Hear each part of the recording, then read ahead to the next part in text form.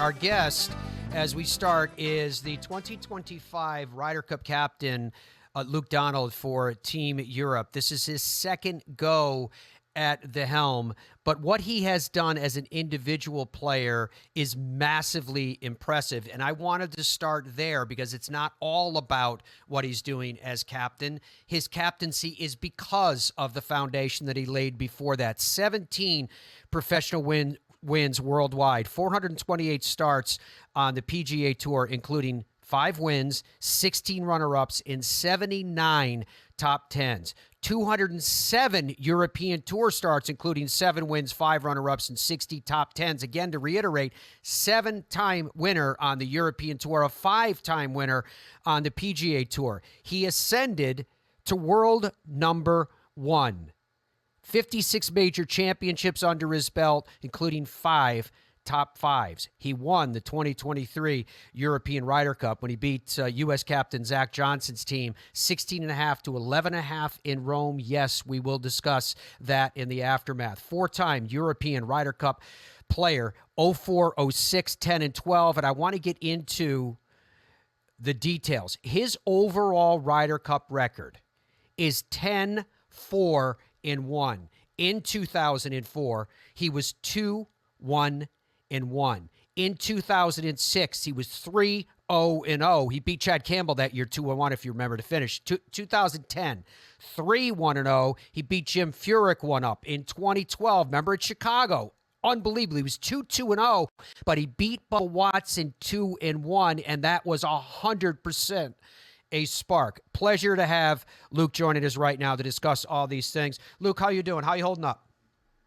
I'm good, Matt. And it's nice to hear some stuff about my individual career. I haven't heard much of that in the last couple of years. It's all been Ryder Cup stuff. So, brought back some good memories there. Thank you. Your individual career, obviously every time you guys are out there, you're searching for something, whether we're talking about a shot, a round, a tournament, a season. Where is Luke Donald right now at 47 years old in terms of what he's searching for and where you feel your game is? Well, that competitive edge, that competitive spirit never goes. I am playing a reduced schedule right now. I think I'm thinking more about the Ryder Cup than anything individual, but it really does it does make a lot of sense for me to be out playing some events, keeping that communication, seeing the guys out on tour. And when you play a tournament, you understand the difficulty of how it's playing. When you're watching on TV, it's not quite so easy. So when someone shoots a 62, 63, 64, and you're playing in that same event, you really understand how good or bad that is. So it has a lot of value for me to play some events. I'm not playing as many, 12 again to 15 events this year, but I'm still very committed to trying to get better as a player individually. Just this last few weeks, I've been taking a deep dive into my own health, my back, how to make sure that it doesn't flare up. I'm looking at 3D. I'm looking at my swing. I'm still working very hard individually on my golf. And the tournaments that I enter this year, you still have that desire to play your best and have a chance to win. And that certainly never goes away. How much are you keeping up with the fitness, Luke? I knew that became very important to you. I've always looked at that, and again, you're looking at always different little ways to gain an edge on your opponents. I think at my age, I'm 47 now. I have a little bit of an eye towards when I turn 50. I sort of have this thing in the back of my mind. I kind of a 3-year plan is how do I stay somewhat competitive out here, but also with an eye to potentially, having a good run on the Champions Tour. I have so many of my peers that play the Champions Tour now and enjoy it. It's a little bit more of a relaxed atmosphere, but still a very competitive atmosphere. And it's something that certainly intrigues me. And what I'm doing now has an eye towards how I can be successful in 3 years' time. Well, I think it also should be said that when you ascended to world number 1, you did it very much after we had entered the era where golf at its highest elite competitive tours had become a power game. And you did that with accuracy and you did that with finesse. You did it your own way. Yeah, I think 2008, I had a wrist surgery in 2008. I was playing the last round at Torrey Pines, 15th tee shot, hit a drive, and my wrist, I had something in my wrist snap, and I was chasing distance a little bit. I was trying to keep up with the guys. I could tell the game was changing. It was becoming more of a power game. I'd certainly grown up at the beginning of the year of John Daly and then to Tiger Woods and these guys that were dominating the game through power. And certainly it's continued to go that way. But, that injury sort of made me pause, and it made me think about what I was really good at, what was my DNA. And I really went and concentrated on that. I wanted to make my strengths, which was putting, short game, wedge play, as good as they could be. You can't be successful on the PGA Tour with one thing that's really bad. So I had to make sure that my iron play, my driving stayed at a decent level, but I really did focus on from the hole backwards. And that was really the key to me getting to world number one. You heard me talking about your individual records in the Ryder Cups in which you competed as a player. What was it about Luke Donald and competing and representing Europe in the Ryder Cups that brought out the best of you time and time again? Yeah, I think I was an awkward player to play against. Again, a lot of time not being the longest. I was hitting first into greens. I was able to put the pressure on my opponents. I always felt like I was always like half a step ahead, and I didn't worry too much if I missed greens. I was going to get the ball up and down a lot of times, and I knew that was frustrating to my partners, my playing opponents. I was a good putter. I was really good inside 10 feet. I'd hole those putts that meant a lot over 18 holes. And again, I was sort of an annoying player to play against because, some people would, you talked about me playing against Bubba at Medina, he was 50 yards ahead of me on a lot of holes. But again, putting in the pressure, holing putts, getting up and down if I did miss a green, keeping that momentum going, I think was pretty key to the success that I had in match play. I also had some good teammates as well. You can't do it without good teammates. Yeah. I paired with Sergio a lot. We all know how good he is, and most points ever scored, as a European in a Ryder Cup, and just loves that sort of match play mentality. So having partners like that helped my record as well. How much has a dynamic changed for you now? Because and it is what it is. I get it, but when you tee it up alongside of a player now, you're Luke Donald, the Ryder Cup captain. And it isn't new. This is your second go-round, although it was abridged the first. How is that dynamic with you? You have to know that on their side there's going to be some measure, if not flat out intimidation, but at least some nerves. A little bit, and that's a great thing for me. It's just to see how they handle that pressure. If you can't handle playing Thursday and Friday with Luke Donald, then how are you going to handle the pressure of a Ryder Cup? So it gives me little insights, gives me little tells into their mentality. But to be honest, when I pair with these potential players, it's more about just getting to know them more than anything. These are world-class players, and I think you don't get to being a full member on the DP World Tour or the PGA Tour without being very, very good at golf. So it's more about the communication, the getting to know them, to sort of having that high level of trust that you create through these relationships, through playing with them and getting to know them a little bit better. So that's where the real benefit comes in. So Luke, being a professional golfer, there's so much about what you guys do that's individual, that's singular. Even though I realize that you have your teams behind you that help support what you do, et cetera. But you're out there club in hand on your own, you and your caddy. And each of you, in my view, represent your own individual brand. Obviously, your brand is continuing to evolve. Now, as the second time as a Ryder Cup captain, it's clearly have an impact on that. My question to you, though, is whether we're there's the image that we see of Luke Donald. It's a wholesome image, you and Diane and the girls maybe on the beach, or a shot like this that we have up there, right? And it looks like, I assume that's Disney World, that you're with some friends chilling there, right? So it's that kind of image. Yeah. And then during COVID, you were very generous in doing tips, many times in the gymnasium, et cetera, sharing with us what you're working on with your game, et cetera. So how would Luke Donald define his brand? What is it? And has it changed or evolved given this new role? Well, man, I'm not sure it's really changed or evolved too much. I think, I've always tried to be authentic, and I think the best brands are ones that really show you and how you are.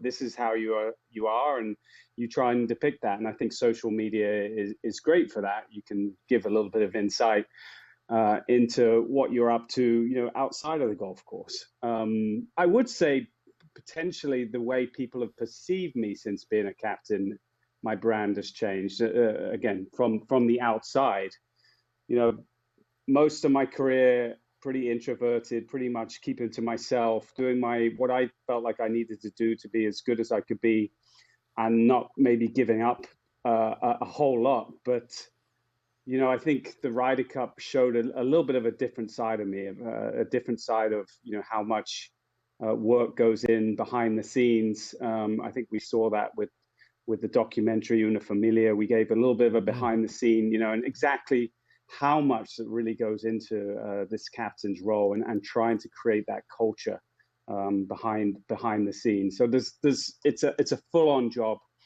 being captain. It certainly takes up a lot of time, and I think maybe people switched seeing me as this quiet sort of just go about my business, where it's there's another side to him. He's pretty good at leading a group of guys.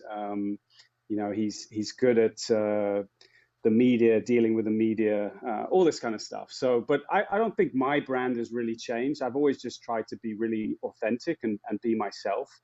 And that's I think it's, if you try and make yourself something different to what you are, it looks forced. It doesn't look great, and people will see through that straight away.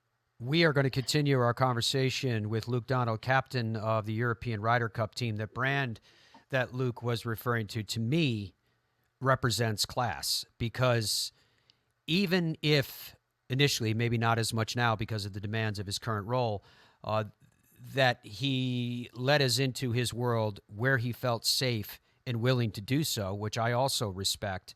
The Luke Donald that we've all come to know or feel that we know is one that has his different passions, be it wine or that beautiful golf swing. In fact, watching the video, Andrew put up a video of Luke's swing. I think he picked it up off Instagram. Here it is. When we come back, I want to give you guys a really rare opportunity where a man that ascended to world number one, I'm going to ask him to break down his own golf swing. Back with more with Luke Donald in our discussions about, all that lies in store for the Ryder Cup this year and beyond after this. Welcome back to the Fairways of Life show. Pleasure to have your company from wherever around the globe you are joining us. Luke Donald is our guest today. So, Luke, you heard what I was promising the audience.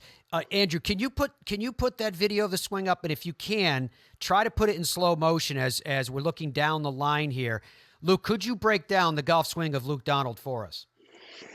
Yeah, I think we're always our own worst critics. There's lots of things that I don't like about my swing. A lot of people would say, oh, yeah, one of the best rhythms in golf. And rhythm is something I've never really had to work on. So as you can see, I've got a shaft on my heel line, which is a little bit different. Most people would see it on my toe line, but my left toe, I point out a lot. So it sometimes gives me the feeling that I'm aimed right, aimed correctly, but I'm actually aimed right. So getting my heels aimed correctly is really important for me, so I don't aim my feet too far right.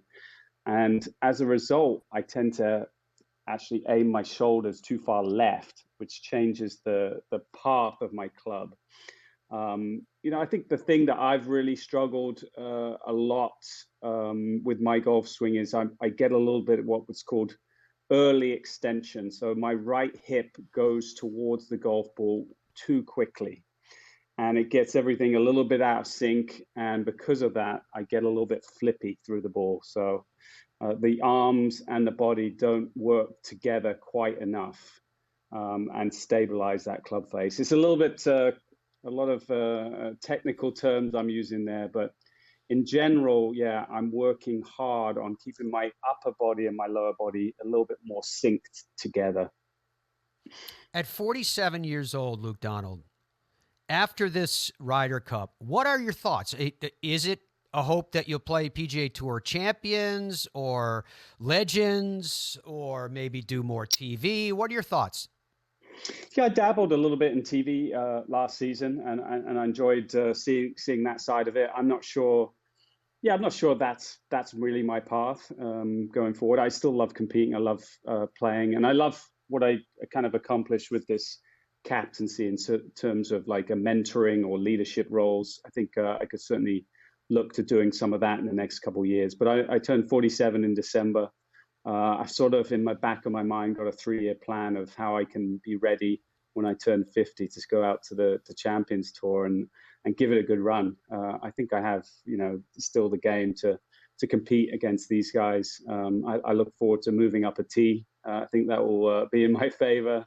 And yeah, that's sort of where my thinking is right now. Get through this Ryder Cup, have a couple years to maybe explore some leadership stuff. Maybe I love working with the players. I love giving them some of the insights into how I practice and how I did get to world number one. And maybe I could work with a few players for a couple years, but with also the kind of insight of being ready for when I turn 50 to try and dominate on the Champions Tour. There you go. Dominating the Champions Tour lies in store for Luke Donald. You've had, as you heard me mention in the last segment, you've had more time to get ready for this captaincy, for this second Ryder Cup. How has that changed your mental posture, a sense of timing, just control, if you can, of the swirling fray that surely surrounds the captain of a Ryder Cup side? Yeah, the first captaincy it was shortened for many reasons, and a little bit more rushed, and a lot of unknowns. So this time, I've gone through it once, so I kind of know what to expect, and had a little bit more time to kind of go through everything at a less rush pace. So I think I think just the knowledge of having gone through it once is really helpful. So we're taking some good stuff that really worked really well in Rome and has worked well in lots of previous Ryder Cups. But also, I think as a leader, as a captain, you still have to evolve. You have to adapt. This is going to be a new challenge. Away Ryder Cup, it's a difficult challenge, and so new approaches, new strategies need to be thought about. And so I've had a little bit more time to kind of think through those, and hopefully by September, the plan is well in place and we'll be ready to go.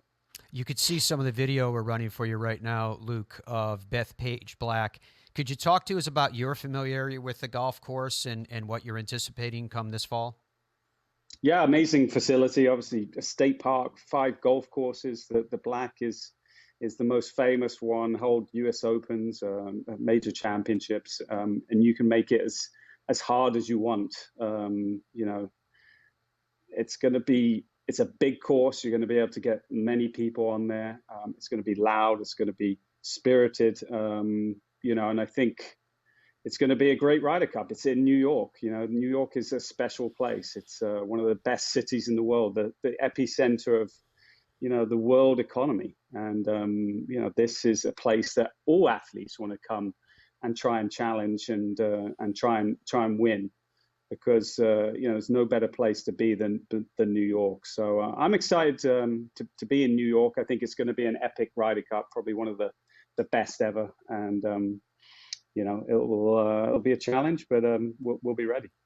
Is it now kind of obligatory anytime you do a media interview that you're going to get asked about because you mentioned it, the raucous New York fans that will be lining these fairways? What do you anticipate, and how, as a captain of the European Ryder Cup side, do you deal with what will be a very engaged, very enthusiastic local fan base? Yeah, we've played events there. We've seen it before. The Long Islanders can get into you a little bit. They can play with you. It can be a pretty tough environment at times. But I think knowing that you can sort of prepare for it. So I think the players will be very aware of that. Certainly, I'll be doing a lot of communicating to them to get them ready, and we'll have a plan in place of how to deal with it. You just in the end, you hope that being at home is a massive advantage to have that crowd and have that energy on your sport on your side. So you never want to take that away, but obviously in the end, we hope as Europeans that it will be still played in a great spirit of the game and not in an unfair way. But we'll be ready for all kinds of scenarios, and that's my job to kind of get them prepared. Both in your case and the them that you're referring to, your team, to get them prepared, do you guys kind of just let the sensationalism of the buildup, maybe it's something someone says in a press conference or on a show on TV or what have you, and go, you know what, there's a lot of emotions involved. It's all the build up to, but don't read too much into it? Well, I think as a Ryder Cup and a Ryder Cup player, you have to embrace everything that's thrown at you. You do still need to take a step back and understand that what a special opportunity this is. Some people will be playing as a rookie, and that might be their only Ryder Cup, and they have to understand that. Some people will be playing their sixth, seventh, eighth Ryder Cups, and it will be just as special as any others. So for me, yeah, it's going to be a fun energy and a tough energy and a tough environment to play in. But at the end of the week, I want my players to walk away on that week and know it was one of the best weeks of their lives. And I've created something that was really special that will remember all the time and they'll look back on. So, win, lose or draw, that's sort of always my goal as captain. I think we achieved that in Rome, and I've set myself a high standard, a high bar, but that is the goal, is obviously to give these guys such an amazing experience for the week, and to put in place certain things that will be used in future Ryder Cups. So I'm always looking to the future as well. The Ryder Cups are so special because they do influence a lot of players that haven't got into golf. People tune in that are not golfers, and they see a Ryder Cup and they go, you know what, I'd love to be a part of golf and be a part of the game, and I want to play a Ryder Cup one year. That's happened to many players. John Rahm was one in '97. He watched the Ryder Cup at Valderrama. It inspired him to get into the game. And you could go through a lot of people like that. And that is obviously another one of my goals, is to kind of inspire future guys and future golfers and juniors to get into the game. Our guest is Luke Donald, the captain of the European Ryder Cup team. So, Luke, when you say goodbye to the family, Dad will be back Sunday night, or I'll be back on Monday morning, or whatever it is, week in and week out. That's the way you've lived for 30 years, right? The question is, what is it like when you're captain of the Ryder Cup? Because that's a hat you never really hang up on the hook and forget about, right? How much is it a full family affair? Well, it's been a pretty full family affair for three and a half years now. I think my kids didn't really get how big the Ryder Cup was until they went to Rome. Usually it's a place you don't bring your children, like if you're players, because it's just such a busy week. It's a hard environment for them. But as captain, I brought my kids to Rome. They got to walk around. They got to experience it. They were there on the Sunday night for the party. And they really understood sort of the magnitude of what the Ryder Cup is. So now they understand it a lot more. They're looking forward to going to New York. It's going to be a different environment. They're going to see both sides of it. A lot of guys cheering for their dad, and now probably a lot of guys booing their dad. But I think it's an amazing thing for them to just to understand. Now they sort of understand. Oh, Daddy's doing another meeting for Ryder Cup, and why am I doing so many of these? And I think they understand, because when they got to that venue in Rome, they saw how big it was. It's a big responsibility. Absolutely. One of the biggest sporting events in the entire globe. So, given the way, and it's funny because your captaincy, I would say, has bridged it, but not quite. You were 3 or 4 steps onto the bridge as the seismic changes were taking place in the world of professional golf. With that, what do you feel the role is of the Ryder Cup? What role can the Ryder Cup play to golf at large in the message that it can send out to the world about what golf at its highest competitive tier actually is? Yeah, it's a deep question, and it's a tough one to answer. I think we've all seen what's happened in golf over the last 3-4 years or so. It's become a little bit fragmented. It's become, this side against that side, um, and it hasn't typically been great for the media. It hasn't been that great for the corporate sponsors, and it certainly hasn't been that great for the fans. The Ryder Cup, I feel like, has a great opportunity to bridge that, to bring people together. We talk a lot about playing for more than yourself. Putting your self-interest to one side and bringing a sort of attitude of the team becomes before everything. And I think if we approach that in the same way we could have approached certain things 4 or 5 years ago, maybe golf would look different now. So the Ryder Cup has a responsibility to showcasing togetherness, to showcasing unity, to getting the best players in the world playing together. And I think it's a good metaphor for what the game of golf hopefully will look like in the future. And I'm curious, Luke, because this next question kind of has 2 parts to it, in being that to the players that you were the captain for in Rome, you will always be their captain, right? That's a role that you're going to forever have. You're captain. And then there are prospects that may be new on your team this go round. So I guess my question is, as a human, as their captain, for the experience that you went through, for all of its intensity and in Rome, the joy that came from it, how much do you stay in touch with those individuals just because you were their captain, regardless of whether or not they're on the team this year? Well, we still have a bond. I think it's pretty typical that we'll form a group chat leading up to a Ryder Cup, and that chat still carries on today. There's some guys. Again, we're looking at the 12 guys there. There's a good chance, and this is historical. 8, 9, 10 of those guys might be on the team in New York again. But there's a couple will not, and there'll be a couple new faces, 3, 4 rookies, like there is every year. But the people who aren't on that team, they will be tuning in and supporting Team Europe like as hard as anything. And it becomes a bond between you and your players, and that bond is never lost. The last thing I want to ask of you today, Luke, is that I'm going to ask you to look into the camera and give a message, even though there's millions of people listening to the message, I suppose, but give a message directly to your counterpart, to Keegan Bradley. At this point, what would your message to Captain Keegan Bradley be? Keegan and I are good friends. Keegan, I look forward to going against you.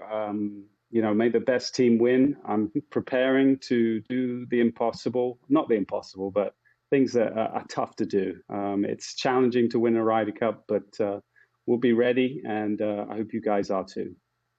Luke, you are, like I said earlier in this interview, a man of class. Thank you for the time that you have given us, some insights into your captaincy, equally as interesting to me, insights into your life and how you're handling all of this. We wish you the very, very best as you head on down the road. Thanks, Matt.